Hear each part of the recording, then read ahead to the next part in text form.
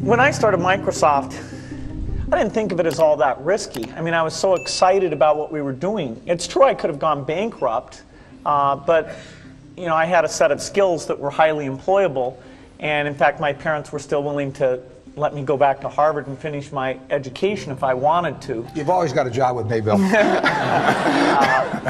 And the thing that was scary to me wasn't quitting and starting the company. It was when I started hiring my friends and they expected to be paid.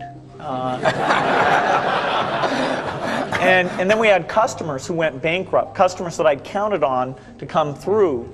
And so then I got this incredibly conservative approach that I wanted to have enough money in the bank to pay a year's worth of payroll, even if we didn't get any payments coming in. And you know, I'm almost true to that the whole time. We have about 10 billion now, which is pretty much enough for the next year. Anyway, you know, if you're going to start a company, it takes so much energy that you know it better overcome your feeling of risk. I don't think that you necessarily, if you're going to start a company, should do it at the start of your career. I think there's a lot to be said for working for a company, learning how they do things. You know, if you're young, it's hard to go lease premises. They made that hard for me. You couldn't rent a car when you were under 25 at the time, so I was always taking taxis to go see customers. And the people would, you know, people say, well, we're going to go have a discussion in the bar. Well, I couldn't go to the bar.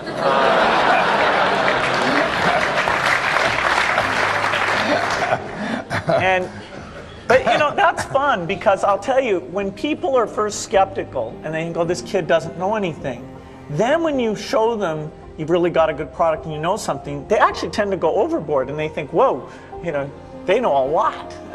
Let's really do an incredible amount with these people. So our youth, at least in this country, was a huge asset for us once we reached a certain threshold. It's hard to hire older people because they'll be a little bit conservative about whether they should come and take the risk. And it took 3 or 4 years before we could go out into the normal sort of employment pool. But those problems that come with starting a firm, you better think of those as part of the pleasure, part of the challenge that is part of the excitement. I'm in meetings a lot. My calendar gets very full with those, and then at night, after the kids have gone to bed, I'm on email a great deal. I get messages during the day. That's my chance to give long responses. And then over the weekend, I send a lot of mail as well. I take 2 weeks a year to just go off and read and think, where I'm not interrupted by work or anything else. I'm just solidly trying to think about the future, and people get to send me things to read as part of that so-called Think Week. So it's a nice mix of things.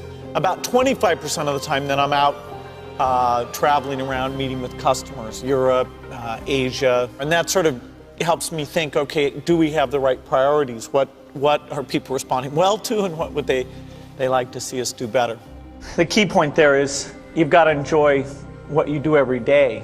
And for me, that's working with very smart people.